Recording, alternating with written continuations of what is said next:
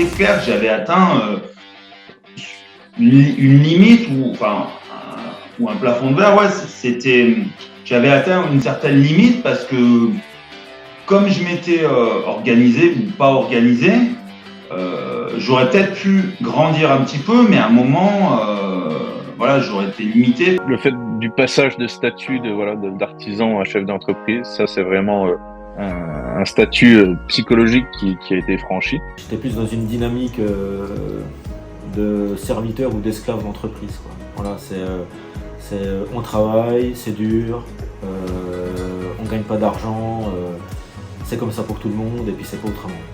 Mais c'est pas forcément vrai, parce que si on se donne les moyens, je pense qu'on peut passer au-delà.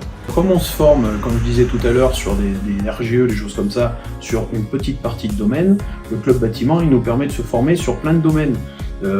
Dans le commerce, c'est complètement étranger. Quand on est artisan, on passe bien ou on passe pas bien. En général, c'est tout. Là, le commerce, on apprend quand même des clés de commerciaux. Moi, quand je parle de la façon de prendre les rendez-vous aujourd'hui grâce à Club Bâtiment, à des commerciaux qui me visitent, il y a un petit mouvement de recul en disant « Ah merde, il connaît la méthode, lui ». Déjà, ça se passe plus pareil pour eux, et puis pour les clients, forcément, on a cette force. En termes d'organisation, on a quand même une vision autre de comment on peut planifier ou caler des rendez-vous, les choses comme ça. Tout ce qui est partie RH et compagnie, on a c'est vraiment une caisse à outils, quoi. Au début, je me suis accompagné de la CAPEB assez rapidement. Donc la partie administrative, tout ça, je me suis fait aider par la CAPEB sur beaucoup de sujets. Et aussi l'entourage que j'avais, l'entourage de certaines personnes qui sont chefs d'entreprise et me donnaient quelques conseils, quoi. Mais ça me suffisait jusqu'à un point. Alors au niveau du management, je faisais déjà des réunions mensuelles, mais elles n'étaient pas structurées. Donc on a structuré ces réunions et ça se passe beaucoup mieux. Alors grâce à cette évolution, ça nous ouvre quelques éventails, comme par exemple la création d'un showroom beaucoup plus conséquent. Voilà. Déjà pas mal équipé, mais voilà. Donc il y a des choses à faire. Valoriser l'équipe, investir sur du matériel. Alors le bon développement va me permettre de concrétiser déjà avec l'entreprise et ses propres locaux. On va pouvoir faire un vrai showroom parce qu'aujourd'hui on a une quarantaine de mètres carrés et on est quand même à l'étroit pour faire des belles démonstrations à nos clients. Et l'idée d'avoir un showroom qui serait 4 à 5 fois plus grand et quand même super intéressante, on peut séparer les univers et tout ça. Les bureaux, on aura un beau cadre de travail et ça serait certainement motivant pour toute l'équipe.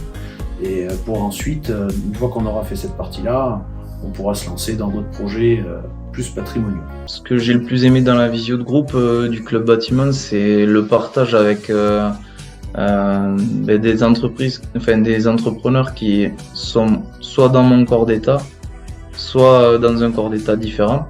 On se rend compte souvent qu'on a les mêmes problèmes.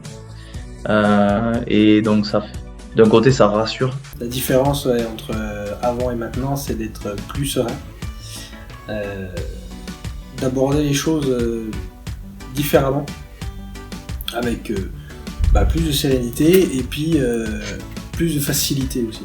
D'être organisé dans l'entreprise et de se hiérarchiser, de donner des responsabilités aux gens pour se dégager du temps et la possibilité de faire d'autres choses pour la gestion d'entreprise. Ça nous a apporté aussi le fait de pouvoir investir dans le parc machine et faire l'achat d'un centre numérique et d'une plaqueuse de champ. Au niveau de ma vie privée, au niveau de ma vie familiale, c'est vrai que mes enfants ils me l'ont déjà dit maintenant.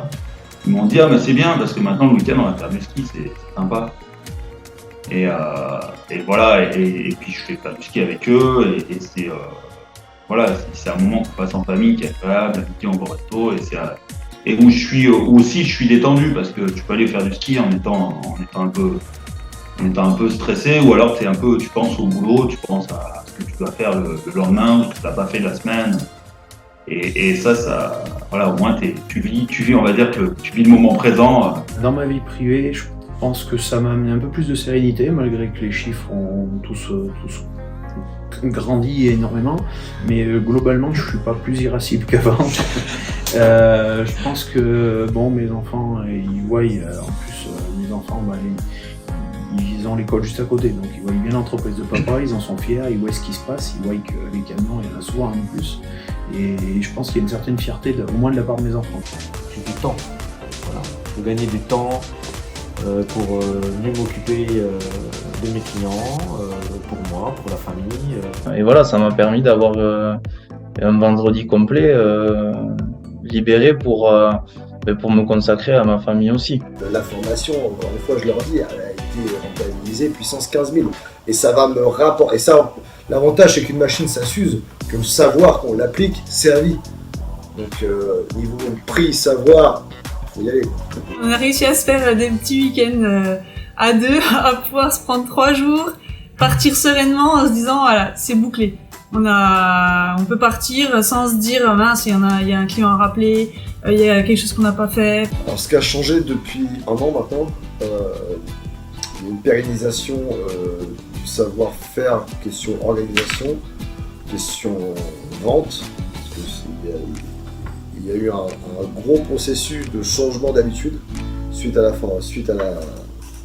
au programme. Donc il y a plus ou moins tous les points, la gestion d'entreprise ont été modifiés, adaptés, ce qui fait que je suis beaucoup plus à l'aise chaque jour. J'ai beaucoup plus le temps, je suis plus posé, moins de stress, moins de panique, des chantiers mieux gérés, une trésorerie suivie, des chiffres suivis, des clients satisfaits et des collaborateurs eux aussi qui sont satisfaits. Le conseil que j'aurais envie de donner, c'est amusez-vous.